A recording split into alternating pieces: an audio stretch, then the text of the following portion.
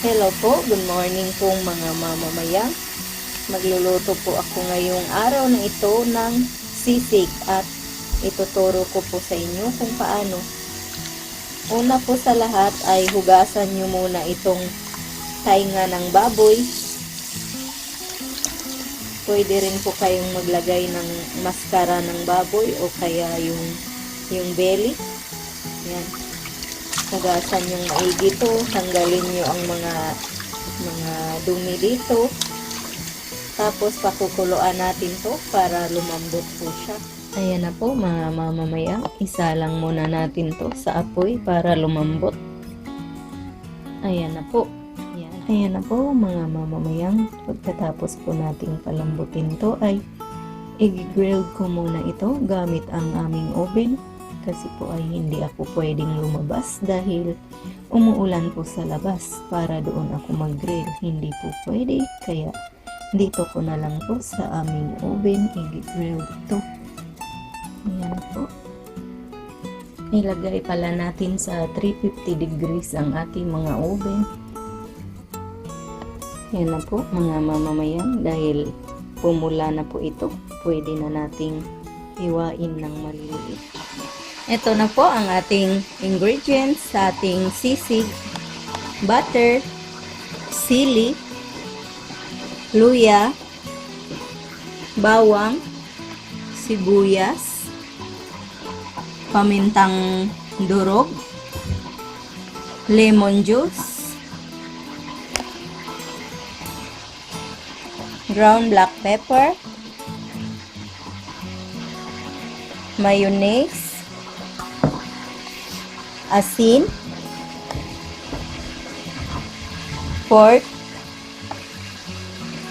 at tsaka itong toyo. Ayan na po, ready na po akong magluto. Ayan na po, initin nyo lang po ang inyong kawali. Tapos ilagay natin tong butter.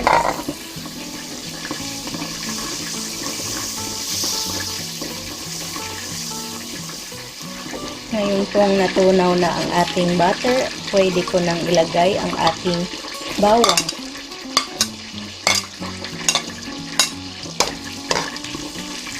Hintayin lang po natin na mag golden brown ito.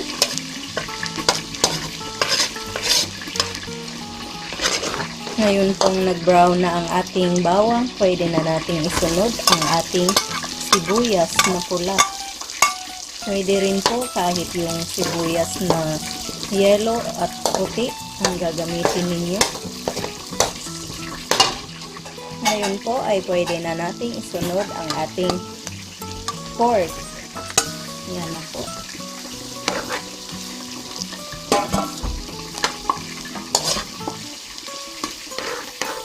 At ngayon po mga mamamayan, dahil natanggal na po ang pagdidikit ng ating pork, pwede ko nang isunod ang ating toyo.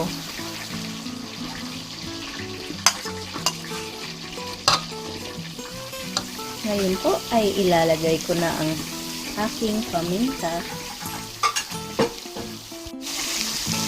Tapos isusunod ko na ang ating luya. Yan po. Ang bango-bango. At ngayon po isusunod ko na ang ating lemon juice. Ayan po.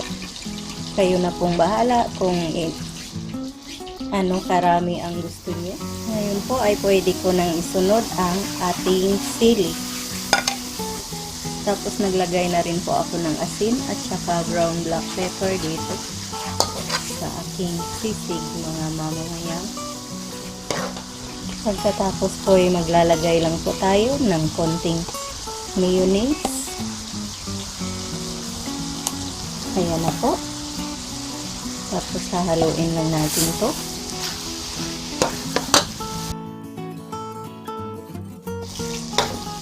Ayan na po mga mamamayan, luto na po ang ating sisig. Tatanggalin ko lang po ito. Ito na po mga mamamayan ang ating sisig. Sana po ay nagustuhan nyo ang recipe ito. Sana ay makuha po ninyo.